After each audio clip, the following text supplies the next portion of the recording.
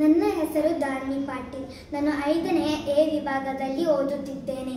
ನಾನು ಇವತ್ತು ಗಣೇಶನ ಕುರಿತ ಸ್ವರಗಳ ಅಭಿನಯ ಗೀತೆ ಹಾಡುತ್ತಿದ್ದೇನೆ.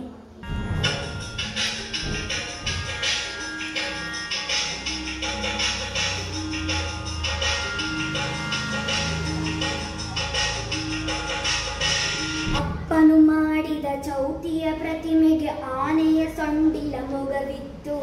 ಅಪ್ಪನು ಮಾಡಿದ ಚೌತಿಯ ಪ್ರತಿಮೆಗೆ ಆನೆಯ ಸೊಂಡಿಲ ಮೊಗವಿತ್ತು. ಇಲಿಯನು ಏರಿದ ಯಾರಿದು, ಇಲಿಯನು ಏರಿದ ಯಾರಿದು ಎಂದರು ಈಶ್ವರ ಸುತನೆಂದನು ಅಪ್ಪ. ಇಲಿಯನು ಏರಿದ ಯಾರಿದು ಎಂದರು ಈಶ್ವರ ಸುತನೆಂದನು ಅಪ್ಪ. ನನ್ನಪ್ಪನು ಮಾಡಿದ ಚೌತಿಯ ಪ್ರತಿಮೆಗೆ ಆನೆಯ ಸೊಂಡಿಲ ಮೊಗವಿತ್ತು. ಉಮಾ ಕುಮಾರನ ಚೆಲು ಹಬ್ಬದ ದಿನ ಊಟಕ್ಕೆ ಬಂದರು ಅತಿಥಿಗಳು.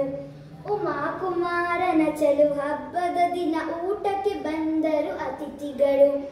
ಎಲೆಯನ್ನಿರಿಸಿ ಅನ್ನವ ಬಡಿಸಲು, ಎಲೆಯನ್ನಿರಿಸಿ ಅನ್ನವ ಬಡಿಸಲು ಏಕಾಗ್ರತೆಯಲ್ಲಿ ಜನರುಣಲು, ಏಕಾಗ್ರತೆಯಲ್ಲಿ ಜನರುಣಲು. 5 ಬಗೆಯ ಸಿಹಿ ಭಕ್ಷ್ಯಗಳಿದ್ದವು. ಆಹಾ, 5 ಬಗೆಯ ಸಿಹಿ ಭಕ್ಷ್ಯಗಳಿದ್ದವು. ಒಗ್ಗರಣೆಯ ಹುಳಿ ಮೊಸರಿತ್ತು. 5 ಬಗೆಯ ಸಿಹಿ ಭಕ್ಷ್ಯಗಳಿದ್ದವು. ಒಗ್ಗರಣೆಯ ಹುಳಿ ಮೊಸರಿತ್ತು.